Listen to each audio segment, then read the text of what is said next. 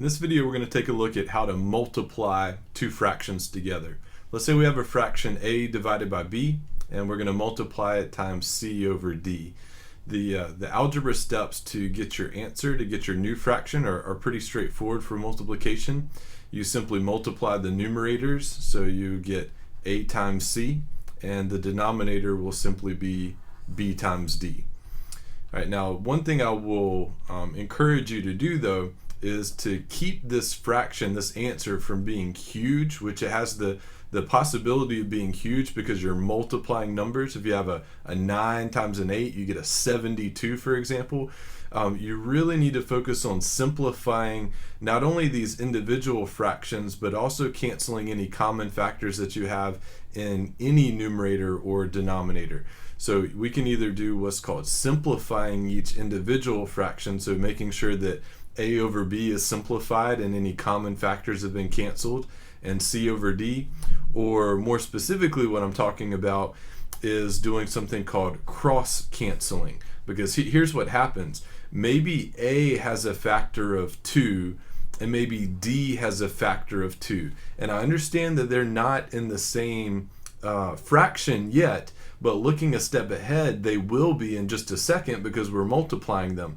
So it's okay to go ahead and cancel any common factors from one fraction's numerator and a different fraction's denominator. And what that'll do is that'll decrease the size of your numbers, and so when you multiply them, your answer won't be massively big. So let's look at a few examples here. Here's our first example. We have 12 over 7 times 21 over 10. Now if we did this just straight using the rules, then we would take 12 times 21, which is a really big number, is over 200, divided by 7 times 10, which is 70. I don't want to end with a fraction quite that large. So what I'm going to do is I'm going to first of all look and make sure that each of these individual fractions are simplified. Let's do that first. Let's see, 12, you could factor that as 3 times 4, but 4 has a factor of 2 times 2. And so the prime factors of 12 are 3 times 2 times 2. None of those have any common factors with 7.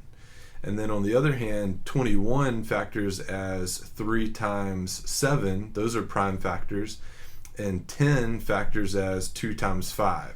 So they don't have any common factors either. So these individual fractions have been simplified, but now we can look at cross canceling. Here's what cross canceling is. Do you see how you have a 2 right here as a factor of 12, and you have 2 in the other denominator as a factor for 10?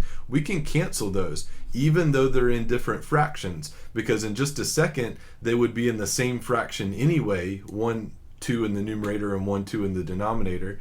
And also see a 7. This numerator has a 7, and so does this denominator here. And so now I have a 3, a 2, and a 3 in the numerator, and a 5 in the denominator, and nothing there is common. So our final answer would be 3 times 2 is 6, 6 times 3 is 18, divided by 5. And so if you do all your cross canceling and simplifying on the front end, you should have very little, if any, canceling or simplifying to do for your final answer. And sure enough, 18 and 5 do not have any common factors, so that would be our final answer. All right, let's look at another example. This one's a product of 3 fractions. So I think they're all simplified here. 4/9 can't be reduced, 5/2 and 3/10. None of those individually have any common factors. But now let me look at cross canceling. And you can do these in any order. If you see any numerator factor will cancel with any denominator factor, just go for it. So for example, I see here's a 3, and I see that 9 is 3 times 3. So I can cancel one of these 3's with one of these 3's. I also see I have a 2 and a 4, which will leave an extra factor of 2 because 4 is 2 times 2, and one of these factors of 2's will cancel each other out.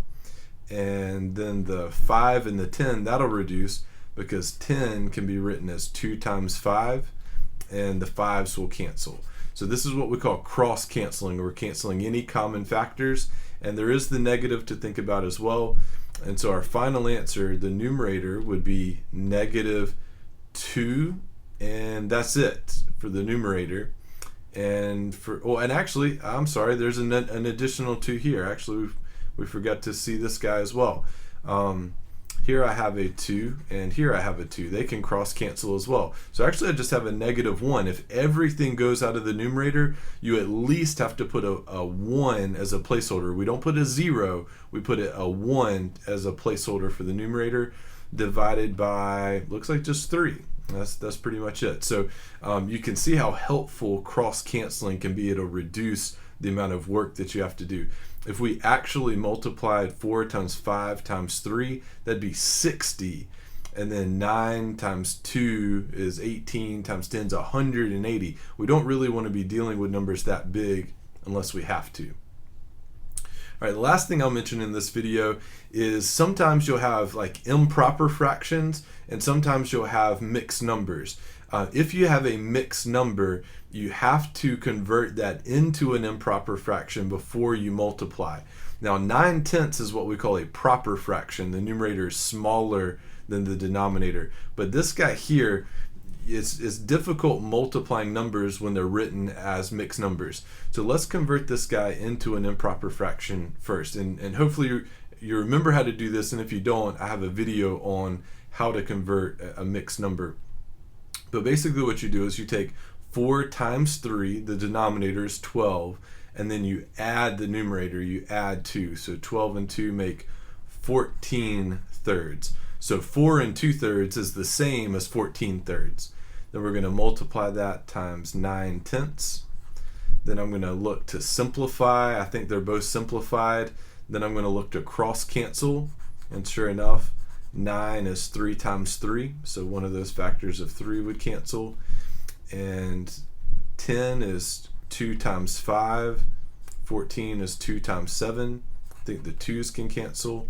So final answer, we would get 7 times 3, which is 21, divided by 5, and that would be our final answer.